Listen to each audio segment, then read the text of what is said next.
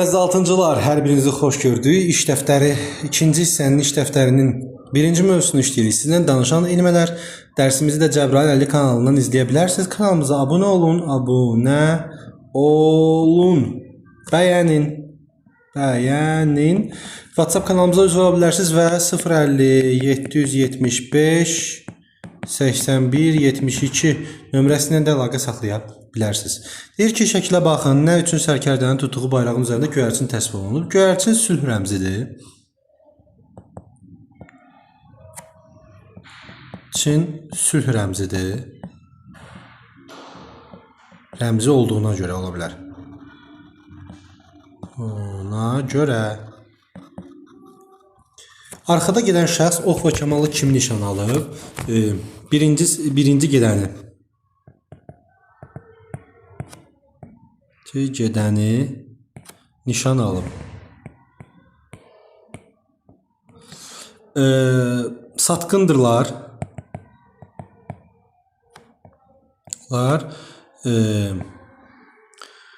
Birinci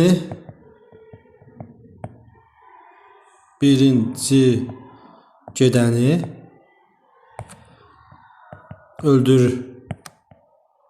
öldürmək istəyəndən qorxurlar.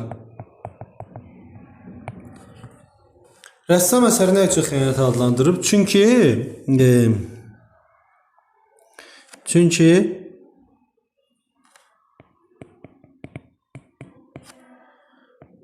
arxada gələn öz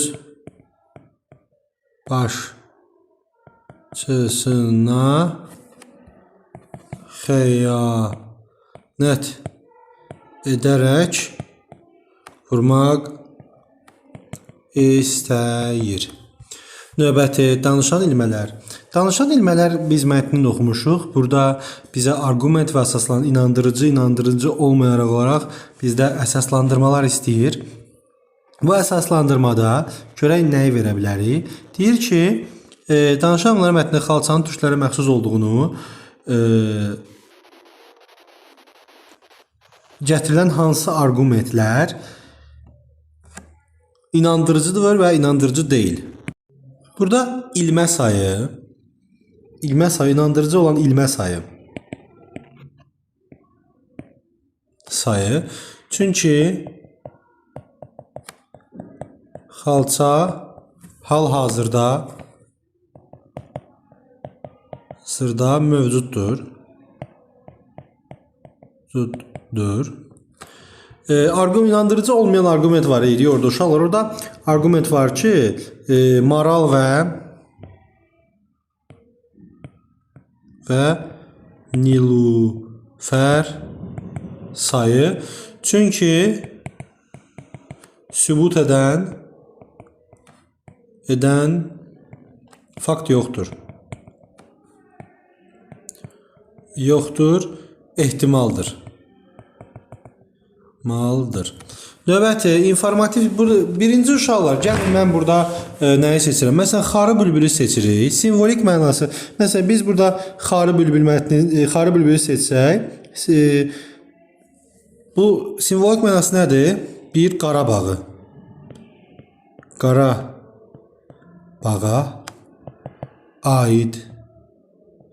aiddir. Sonra nə ola bilər? 2. Azərbaycana məxsusdur.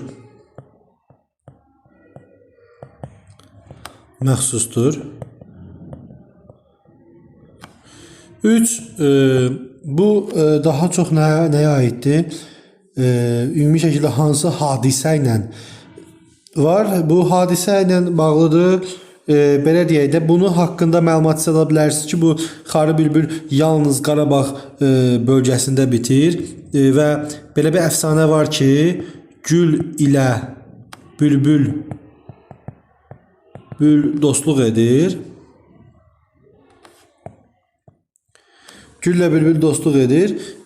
Bülbül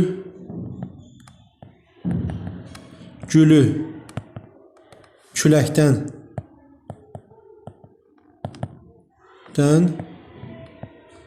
qorumaq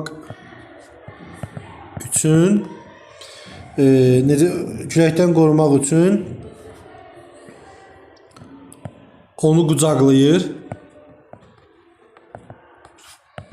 Tikanları bülbülü incitsə də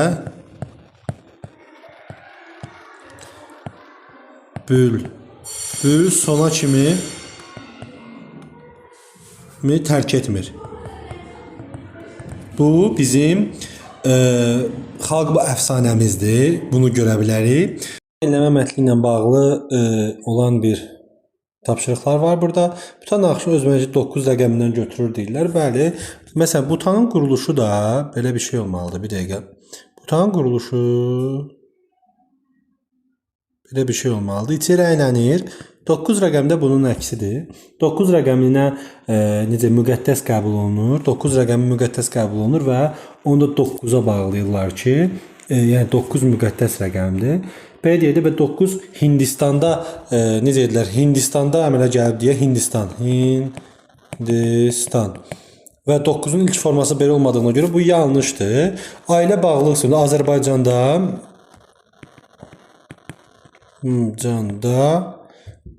ailə, barışıq, sonra evli buta növləri var. Bu da ailənin bağlılığını göstərir. İn-yan işarəsidir bu. Yan işarəsidir. İki butanın əksi mənasında göstərir. İn-yan, ağ xeyir, qara şər mənasını bildirir. Qız qalası yuxarıdan baxanda buta işarəsini, yəni belə deyək də, bu bir dəfəlik buta işarəsini göstərir. Və necə deyərlər? Sonra da var alov dilləri. Bu isə aviaşirkətlərdə işlədilir. Bu da Azərbaycan xalqının, alov da Azərbaycan xalqına aiddir, qız qalası da Azərbaycan xalqına aiddir. Onları bir-birinə əlaqələndirirlər. Bu yazı hissələrini mən çox vaxt yazmıram. Sadəcə məlumat verdim sizə. Verilmiş sayılardan sonra gəlsə təkdə cəmdə işləndiyini müəyyənləşdir. Baxaq, onlarla həm təkdə işlənir, həm cəmdə. Bir neçə yalnız təkdə işlənir, 40 yalnız təkdə işlənir, bir çox cəmdə işlənir, bir qədər yalnız təkdə işlənir, xeyli təkdə işlənir, 6-cı, bu əslində təkdə də işlənə bilər, cəmdə də işlənə bilər, çoxlu 8-ci təkdə və cəmdə işlənir, minlərcə təkdə və cəmdə işlənir, 10-cu bir sırada yalnız cəmdə işlənir. Yəni bunu qayda kitabında, yəni kitabda qayda şəklində keçmisiniz. Əzbərləmək lazımdır. Hansı cümlədə saydan sonra gələn isim cəmdə olmalıdır?